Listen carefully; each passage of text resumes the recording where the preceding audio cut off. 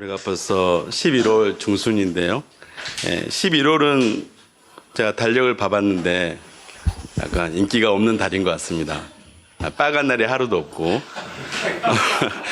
올 한 해가 벌써 갔는데 한 거는 없는 것 같고 날씨도 추워지고 약간 쓸쓸한 느낌이 드는 달인 것 같습니다. 그래서 유행가에도 11월이 들어가는 건 별로 없더라고요. 그러나 올해 11월에는 추수감사절이 있습니다.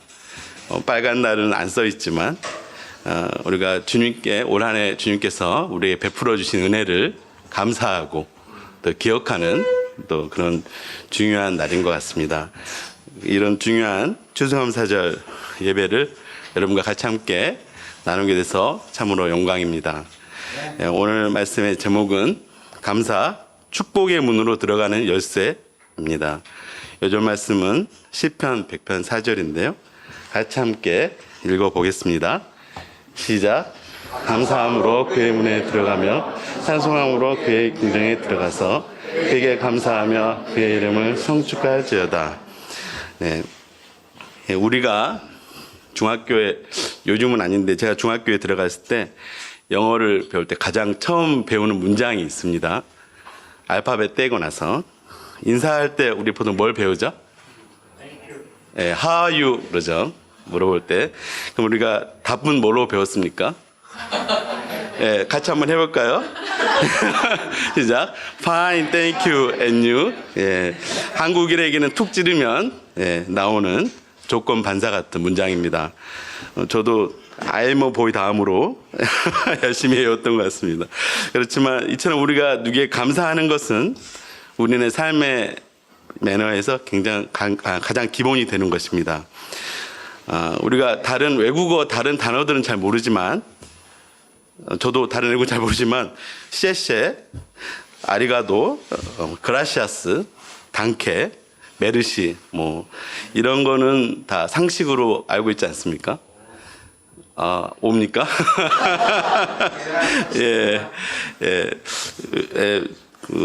이재명 대통령도 쎄쎄 했다가 많이 혼나고 있죠. 어쨌든 우리가 이 감사합니다라는 표현은 우리 외국 여행을 가면 가장 기본적으로 좀 외워가는 것이고 또 이것만 알아도 사실 이렇게 지낼 수 있습니다. 회사에서도 제가 보니까 이제 인턴들을 뽑을 때가 있는데요. 이렇게 일을 잘 못해도 감사합니다. 이렇게 막 싹싹하게 하는 사람들은 좋은 평가를 주는 것 같습니다. 근데 이게 다 그렇게 될 것 같지만, 그런 사람이 있고, 안 그런 사람들이 있습니다. 또한, 제가 유튜브를 요새 보다 보니까, 결혼하려면 일본 여자랑 가라. 이런 콘텐츠가 꽤 많습니다. 왜 그럴까요? 여러 이유가 있지만 제가 보니까 일본 여자들은 문화적인 이유 때문인데 남편에게 매우 친절하고 이 작은 일, 작은 배려에도 굉장히 아리가또 이런 표현을 잘한다고 합니다. 물론 이제 이런 콘텐츠는 한국 여성들을 폄하하는 프레임으로 쓰일 수 있기 때문에 위험한 거긴 하지만 제가 여기서 중요한 거는 어쨌든 남성들도 굉장히 감사할 줄 아는 여성을 선호한다는 거. 자매님들이 잘 기억하시면 좋겠습니다. 또 우리가 남편이 열심히 일해와서 5급을 타 왔는데 어떤 아내는 쥐꼬리라며 옆집 아빠는 앞에 숫자가 다르던데 하면은 남편은 사실은 고개를 떨구게 됩니다. 그렇죠? 어떤 아내는 한 달간 가족을 위해 고생했어요라며 맛있는 저녁을 차려줄게요 하면서 남편의 어깨를 펴게 하기도 합니다. 인간적으로다가 어떤 아내가 더 사랑스럽겠습니까? 감사할 줄 아는 것은 굉장히 기본이기도 하고 또 사람과의 관계를 굉장히 좋게 하는 것입니다. 제가 찾아보니까 감사에 대한 명언이 많이 있는데 감사는 최고의 항암제고 또 해독제요 방부제다라는 말이 있습니다. 이 시간 이 추수감사절을 맞아서 우리가 이 행복의 열쇠요, 또 축복의 문으로 들어가는 열쇠인 감사에 대해서 함께 나누고자 합니다. 함께 나눌 말씀인 이 시편 100편의 저자는 명확하게 알려져 있지는 않습니다. 제목이 감사의 시라고만 되어 있고 다윗의 이름이나 또 다른 인물의 이름이 특정되지 않습니다. 보통은 문체로 봤을 때 다윗이 쓴 시라고 추정하고는 있지만 다윗 이후에 성전 예배 시대에 찬양 공동체에서 이렇게 쓴 시라는 견해도 있습니다. 중요한 거는 오늘 말씀이 그러니까 이스라엘 백성이 성전에 들어가며 불렀던 찬양이었습니다. 그 안에는 하나님을 향한 예배의 기쁨, 또 감사의 마음, 그리고 믿음의 확신이 담겨 있습니다. 다 같이 1절 말씀을 한 목소리로 읽겠습니다. 시작.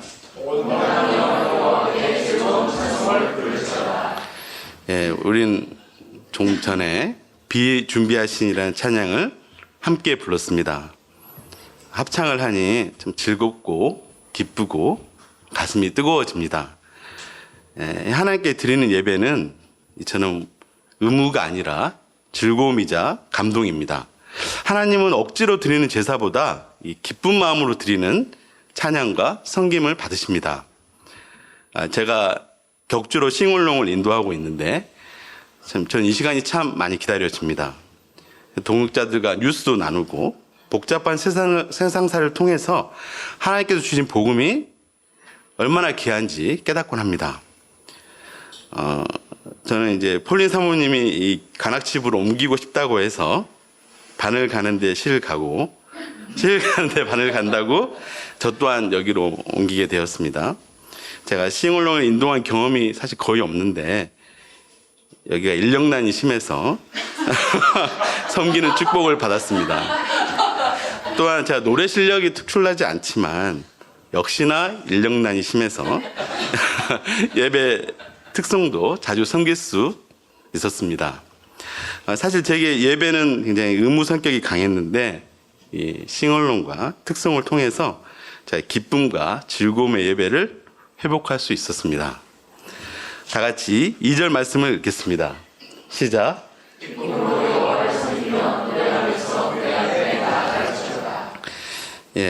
이 섬긴다는 것은 6월 섬기며라는 나와 있는데 섬긴다는 것은 우리 일상의 모든 순간을 의미한다고 합니다. 그러니까 꼭 주일날 교회에서 드리는 예배만 예배가 아니고 공부할 때, 또 직장 일을 할 때, 교회 일을 할 때 등 이 모든 것이 하나님을 섬기는 것입니다. 섬기는 일입니다. 여기서 핵심은 무엇입니까? 바로 기쁨으로 섬긴다는 겁니다.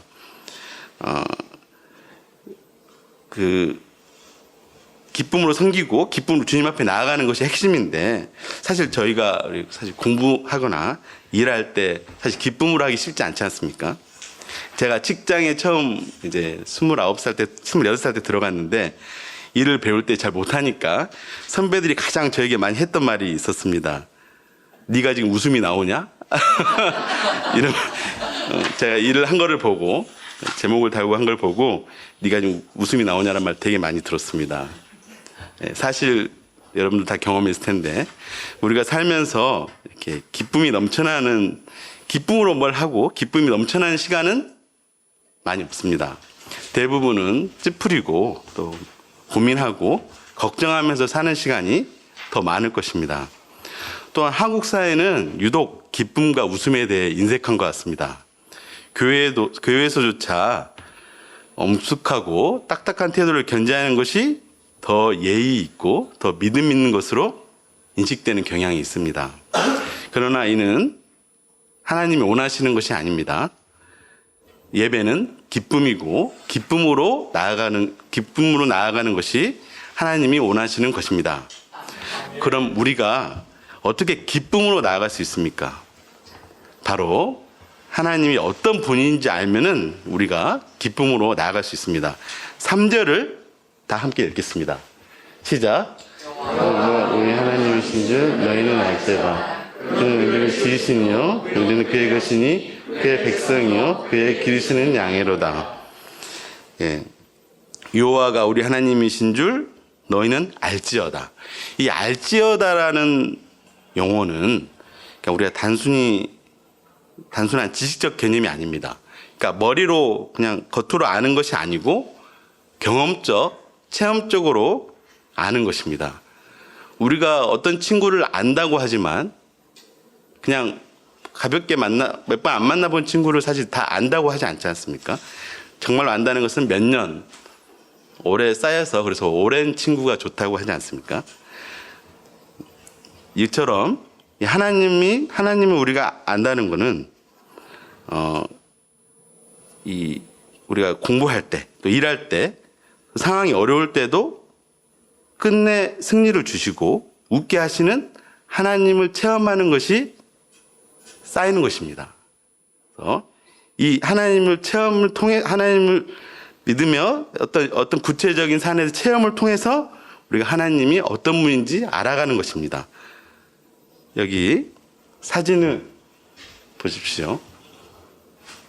네, 제가 이제 이렇게 일하다가 갑자기 본 건데 과거 사진이 아니고 이제 최근 사진인데 겨울을 맞아서 양떼를 몰고 이동하는 체코의 목자입니다.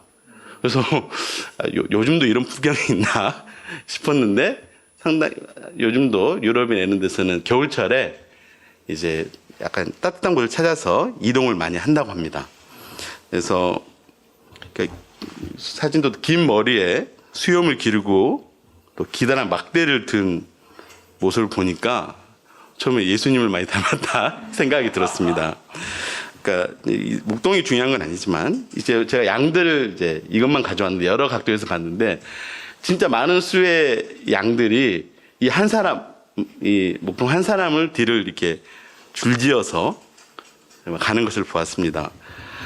그러니까 사실은 이 사진에 보이는 수많은 양들처럼 우리는 주님의 백성이고 또 주님이 기르시는 양입니다. 왜 따를까요? 왜냐하면 우리를 먹이시고 입히시고 또 지키시며 갈 길을 인도하시는 분이 하나님이시기 때문입니다. 이 양떼들은 사실 자기들이 먹을 것을 또 자기들이 지낼 곳을 고민하지 않습니다. 목자가 이끄는 대로 100% 믿고 움직이는 것입니다. 제 나이가 이제 50이 넘었는데 복음을 제가 영접한 게 25살 무렵이었습니다. 그래서 한 25년의 세월을 하나님과 동행하며 체험했습니다. 이 체험 결과를 한마디로 제목을 단다면 바로 나를 실망시키시지 않는 하나님입니다.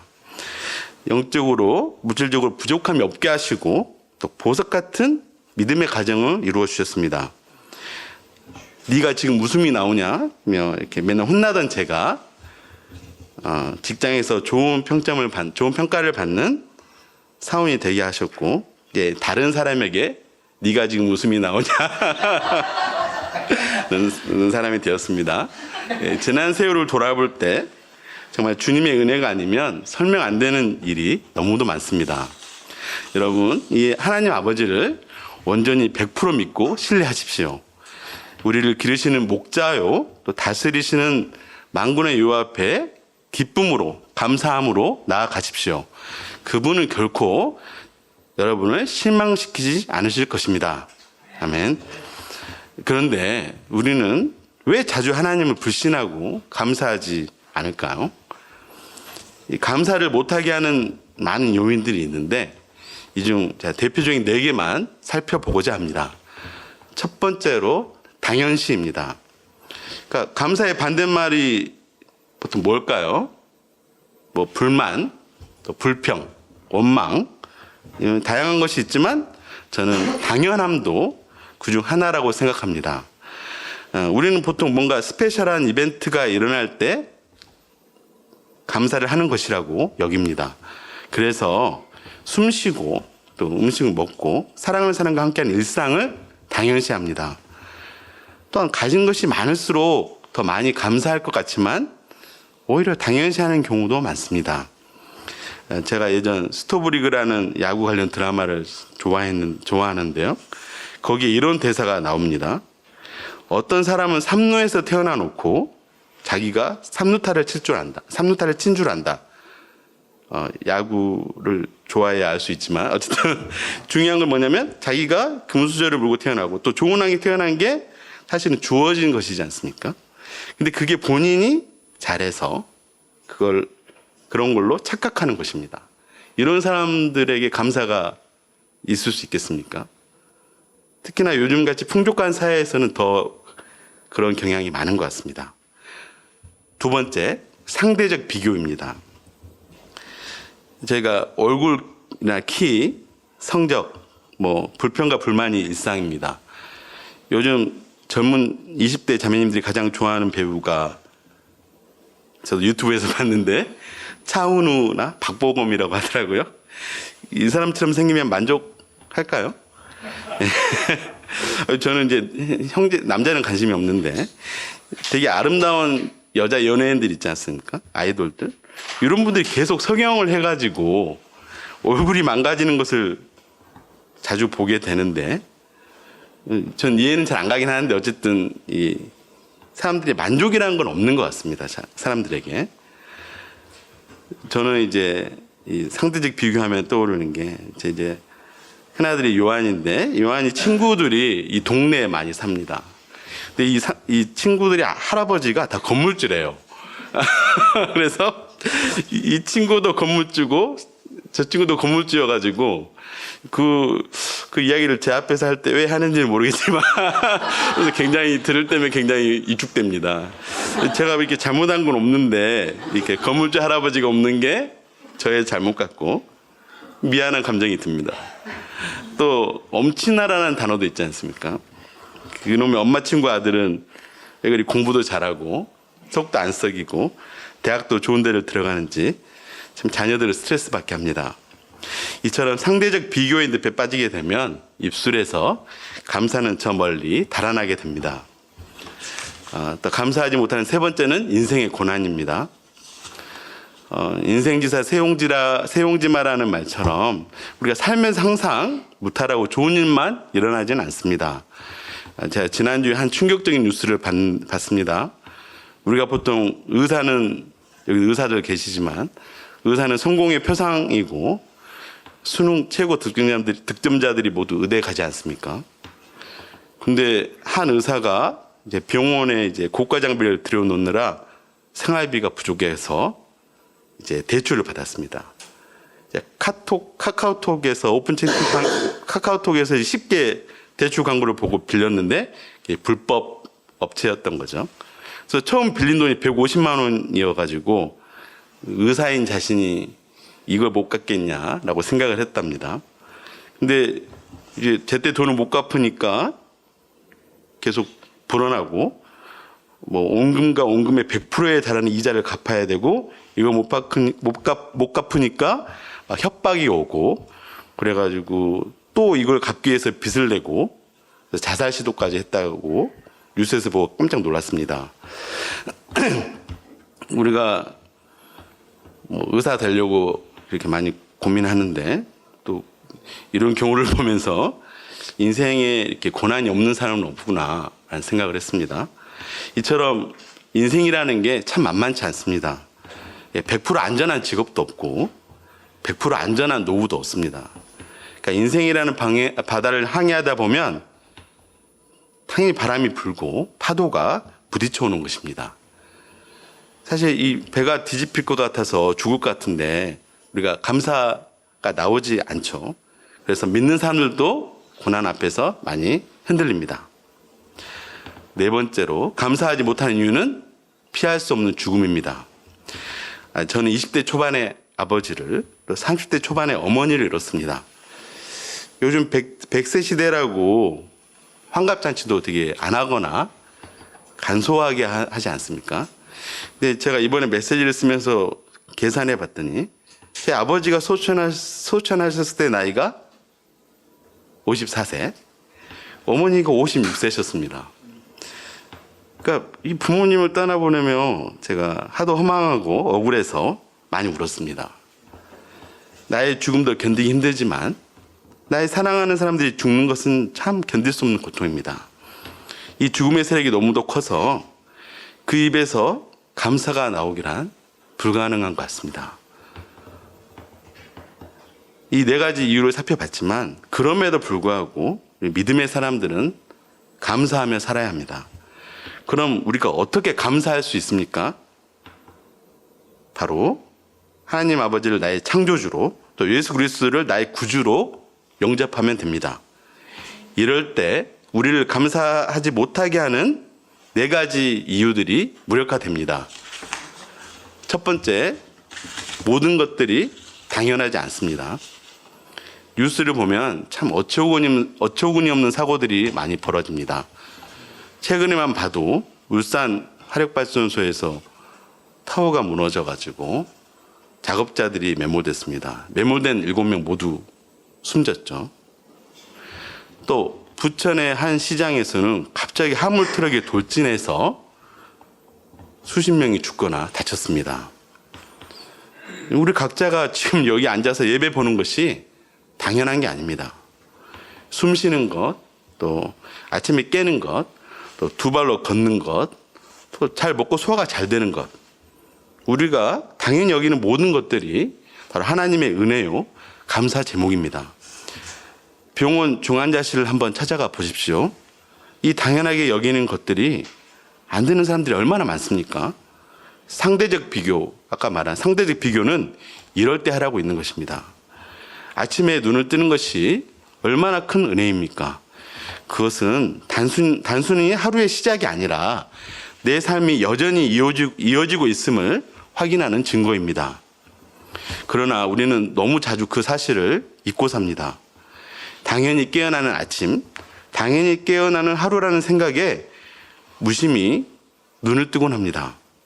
그러나 이 하루가 당연한 것이 아니고 하나님께서 주시는 은혜임을 자각하고 감사한다면 그 아침은 내 인생에서 유일한 날이고 특별한 선물임을 알게 될 것입니다. 제가 이 시간 아침에 눈을 뜨면 주식 앱을 열고 미국 증시부터 본 것을 회개합니다. 제가 오늘도 일어나게 하시고 귀한 하루를 시작하기에 감사합니다. 제가 이렇게 감사로 하루를 시작할 수 있기를 기도합니다. 아침에 눈을 뜨는 것이 얼마나 신비한 것입니까? 침대에서 일어나면 감사하며 기도하십시오. 마법같이 특별한 하루가 시작될 것입니다. 두 번째, 상대적인 비교가 아니라 절대적인 가치에 초점을 맞춰야 합니다. 돈이나 또 지위, 학벌, 또 강남 아파트, 이 눈에 보이는 물질적인 요소들은 살아가는데 매우 중요합니다. 열심히 축복을 구하고 또 열심히 성과를 이루어내는 게 중요합니다. 직업적인 소명을 가지고 크리스천답게 최선을 다하는 게 중요합니다. 최선을 다하십시오. 그렇지만 결국은 이 썩어질 것들에 올인하면서까지 인생을 낭비하지는 마십시오. 나이가 들어도 이런 것들 때문에 그냥 끝까지 이런 것들만 추구하다가 가는 사람들을 많이 보고 있습니다. 특히나 이 남들과 비교하며 사는 곳 있지 않습니까? 누구는 어디 살고, 누구는 몇 평 살고, 누구는 뭘 몰고 다니고, 이렇게 비교하며 사는 것이 자신의 영혼을 파괴하는 지름길입니다. 왜냐하면 우리는 하나님의 사랑이라는 절대적인 가치를 보유하고 있지 않습니까? 하나님 나라의 진리는 쇠하지도 썩지도 않습니다. 이 절대적 가치에 삶의 가중치를 부여하면 우리가 감사하지 못할 일이 없습니다.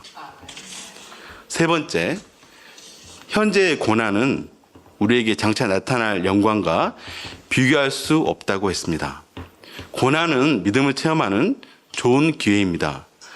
로마서 5장 3, 4절은 말합니다. 다만 이뿐 아니라 우리가 한난 중에도 즐거워하나니 이는 한난은 인내를, 인내는 연단을, 연단은 소망을 이루는 줄 아미로다. 사도 바울은 환난 중에 즐거워하라고까지 말합니다. 왜 그렇습니까? 주님께서 이 고난을 통해 우리를 연단시키고 정금같이 나오게 하실 것을 믿기 때문입니다. 특별히 이 고난을 통해 우리가 예수님을 믿고 의지하고 또 믿음을 체험할 수 있습니다. 우리 모두는 인생이라는 바다를 헤쳐가는 항해자들입니다. 베드로를 보십시오. 예수님을 바라볼 때는 물 위에 서 있지만 파도를 바라보게 되면 빠지게 됩니다. 파도를 바라보자 퉁퉁 빠졌습니다. 바다에서 또 우리가 인생에서 이 거센 바람과 성난 파도는 피할 수 없는 것입니다. 그러나 어떻게 대처하냐에 따라서 믿는 자와 믿지 않는 자가 구별됩니다. 우리가 믿는 자로서 감사함으로 열심히 노를 저으며 예수님을 바라보십시오. 주님께서 우리를 목적지로 안전하게 도착하게 하실 것을 믿습니다. 네 번째, 죽음의 세력은 결코 우리를 지배할 수 없습니다. 지인 한 분이 친구의 암투병 소식을 듣고 찾아가서 위로했습니다. 그랬더니 그 친구가 이렇게 말했다고 해요. 어차피 인간은 모두 시한부 인생이야. 그래서 처음에 굉장히 기분이 나빴다고 합니다.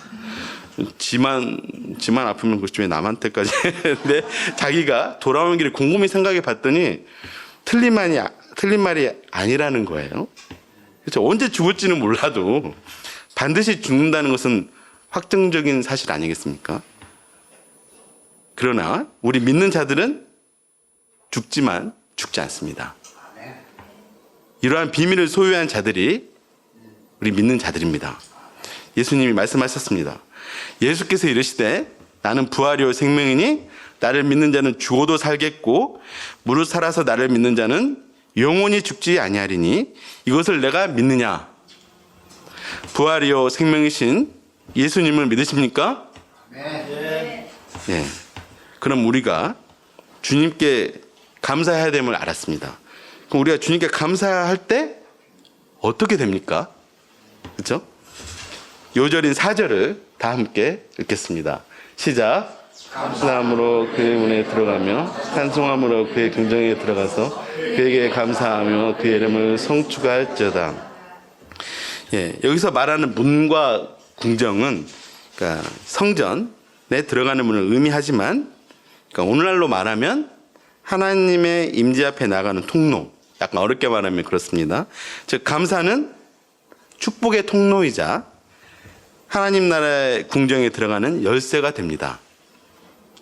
불평은 축복의 문을 닫지만 감사는 축복의 문을 엽니다. 여러분 감사에도 훈련이 필요합니다. 감사할 일이 있을 때 감사하는 것은 짐승도 하고 누구도 합니다. 강아지도 먹이 주면 꼬리치지 않습니까? 맞나요? 안 키워봐서 잘 모르겠지만 감사할 상황이 아닐 때 감사하는 것이 진짜 감사합니다. 감사는 상황이 완벽해서 또 특별한 게 주어져서 하는 게 아니고 하나님의 선하심과 신실하심을 믿기에 감사하는 것입니다. 5절을 함께 읽겠습니다. 시작.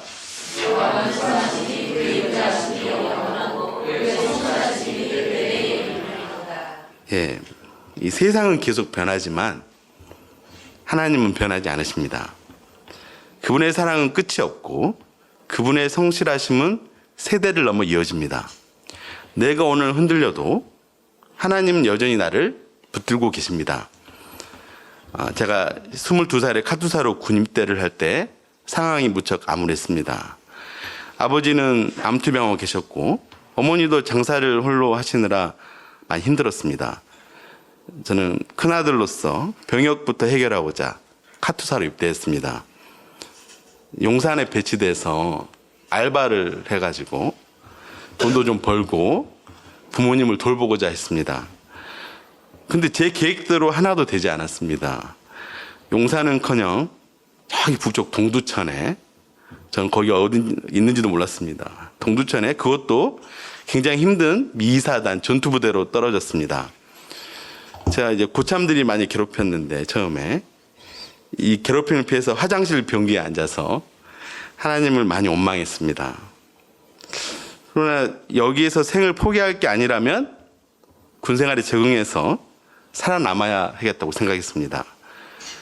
백이나 줄이 전혀 없는 제게 믿을 거라고는 하나님밖에 없었습니다. 제가 당시에 외우고 있는 성경 말씀이 한 5개도 안 됐는데 그 중에 한 말씀이 있었습니다. 항상 기뻐하라, 쉬지 말고 기도하라, 범사에 감사하라. 어디에 있는 말씀이죠? 예, 전 데살로니가 전서가 뭔지도 몰랐습니다. 몰랐는데 제가 이 말씀을 제가 짧아서 기억하고 있었던 것 같아요. 그러니까 외우기 쉽지 않습니까? 항상 기뻐하라, 쉬지 말고 기도하라, 범사에 감사하라. 그래서 제가 참 총 들고 뛸 때 또 밤에 보초를 쓸 때 이 말씀을 주문처럼 많이 외웠습니다. 근데 이 말씀이 저를 살렸습니다. 제가 기뻐하고 감사할 때, 감사하자. 어느새 군대도 뭐 살만한 곳이 됐고, 더 나아가 미군에서도 입대하라고 권할 만큼 모범적인 카투사가 되었습니다. 제가 최근 저의 상황도 녹록지 않습니다. 제가 20여 년간 익숙했던 부서를 떠나서 낯선 인터넷.com 편집 부서로 옮겼습니다. 토요일도 일하고 밤도 새고 삼교되고 되게 많이 힘이 듭니다. 메시지를 전하는 오늘도 새벽 6시까지 일한 뒤 쪽잠을 자고 나왔습니다. 제가 이 업무를 원한 것도 아닌데 일은 많고 또 보상은 별로 없어서 화가 많이 났습니다. 어떤 비슷한 또래에 들어온 사람은 일을 못해서 오히려 평생 널널한 부서에만 있는데 제가 이 나이에 왜 경무에 시달려야 되는지 받아들이기 힘들었습니다. 그래서 이호사 목사님께서 한 달 전인가요? 추수감사절 메시지를 써보지 않겠냐고 권유했을 때 내가 지금 감사할 상황이 아닌데 본능적으로 거부 반응이 일어났습니다. 그러나 제가 메시지를 준비하면서 주님께서 이제껏 제 삶에 이루신 수많은 감사 제목을 다시 발견하게 되었습니다. 또 하나님의 믿었을 때 어떤 일을 체험했는지 다시 되새기게 하셨습니다. 제가 그래서 지금의 어려움조차 능력으로 또 축복으로 또 새로운 기회로 이끄실 것을 믿습니다. 제가 이 신실하신 하나님을 믿고 감사함으로 나아갈 수 있기를 기도합니다. 결론입니다. 시편 100편은 우리에게 말합니다.